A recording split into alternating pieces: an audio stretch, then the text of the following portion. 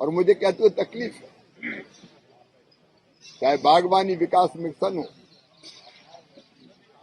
दिल्ली की पंजाब सरकार की पोस्ट मैट्रिक स्कॉलरशिप योजना 245 करोड़ रुपए आवंटित ताकि अनुसूचित जाति के विद्यार्थियों को मिले उच्च शिक्षा। अगर मुझे ये स्कॉलरशिप ना मिलती तो शायद मैं अपनी पढ़ाई जारी न रख पाती। 2,31,000 विद्यार्थी पंजीकृत, 92 करोड़ की रकम दी जा चुकी। मैं AI and ML हमेशा से पढ़ना चाहता था। अगर स्कॉलरशिप नहीं होती तो मैं कभी भी एडमिशन नहीं ले पाता ऐसे कोर्स में। मुख्यमंत्री भगवंत सिंह मान की कोशिशों से पंजाब बन रहा है रंगला पंजाब। सरकार ने लागू नहीं किया प्रधानमंत्री कृषि विकास योजना, जिसके अंतर्गत अगर ड्रिप और स्प्रिंकलर से किसान सिंचाई करना चाहे तो 50% सब्सिडी भारत सरकार देती है। कुछ राज्य सरकारें अपनी तरफ से भी देती है 80% सब्सिडी। लेकिन यहाँ ड्रिप, स्प्रिंकलर, कृषि यंत्रीकरण, जितनी भी योजनाएं हैं वो आपसी जी की सरकार ने लागू ही नहीं की और इसलिए सब्सिडी का लाभ किसानों को नहीं मिल रहा। यहाँ कृषि मंत्री नहीं है, किसान है, लेकिन किसान का वो कह रहे हैं कि हमें किसान का दर्जा ही नहीं है। यहाँ MSP पे खरीद नहीं होती। MSP पे खरीद हम करते हैं राज्य सरकार के माध्यम से। मैंने अभी कृषि मंत्रियों की बैठक बुलाई, दिल्ली में कृषि मंत्री नहीं है। किसानों की फसलें खराब हो जाती है, फसल बीमा योजना ही नहीं है यहाँ लागू। देश में प्रधानमंत्री फसल बीमा योजना लागू है कई राज्यों में, अधिकांश राज्यों में, और 8 करोड़ से ज्यादा आवेदन का बीमा है, लेकिन यहाँ फसल बीमा योजना लागू नहीं है। किसानों के कल्याण की सारी योजनाओं से दिल्ली के किसान वंचित है। ये आज किसान भाइयों ने मुझे बताया और जब ये जानकारी मुझे मिली तो मैंने आरसीजी को चिट्ठी लिखी और मैं अपनी प्रिय बहन से कहना चाहता हूं तकलीफ क्या है। भारत सरकार योजनाएं चला रही है, राज्य सरकार के माध्यम से हम योजनाएं लागू करते हैं। केंद्र सरकार पैसा दे रही है, आप ले क्यों नहीं रहे? आप किसानों को दे क्यों नहीं रहे?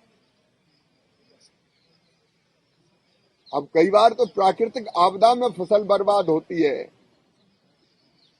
यहां तो आपकी सरकार आपदा बन के टूटी है किसानों पे, इसलिए किसानों को किसी योजना का लाभ नहीं मिल रहा।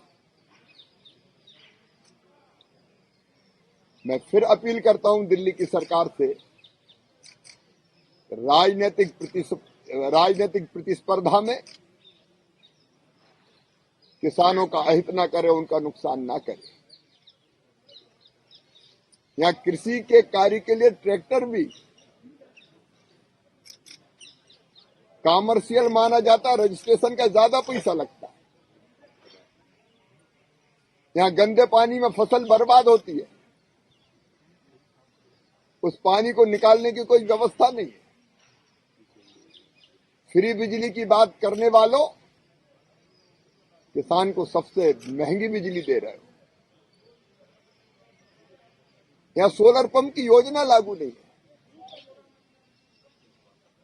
किसान यहां परेशान है। मैं दिल्ली की सरकार से फिर अपील करूंगा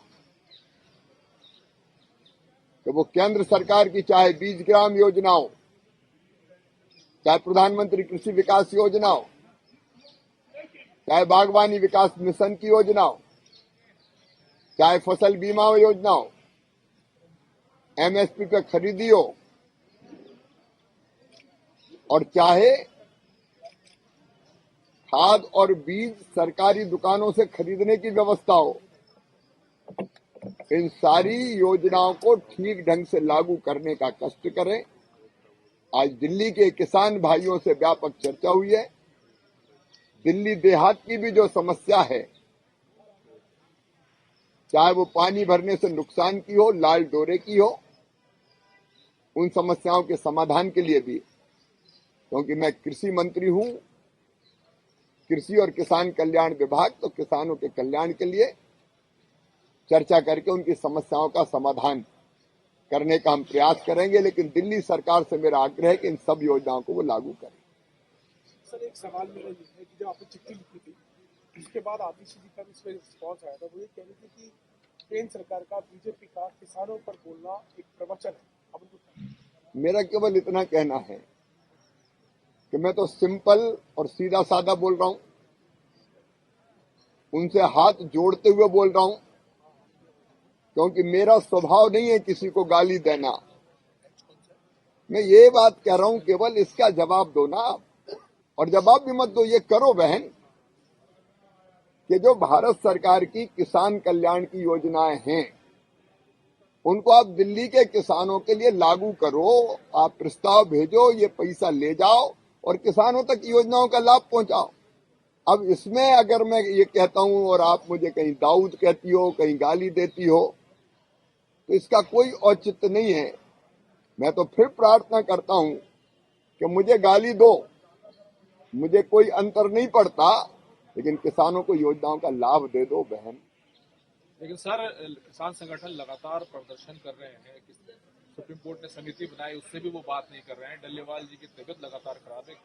क्या कोई उच्च स्तरीय वार्ता का कोई? माननीय सर्वोच्च न्यायालय जो कहेगा वो करेगा। धन्यवाद। सदगुरु आ गए। अब मैं जरा दूसरे समय दिया हुआ तो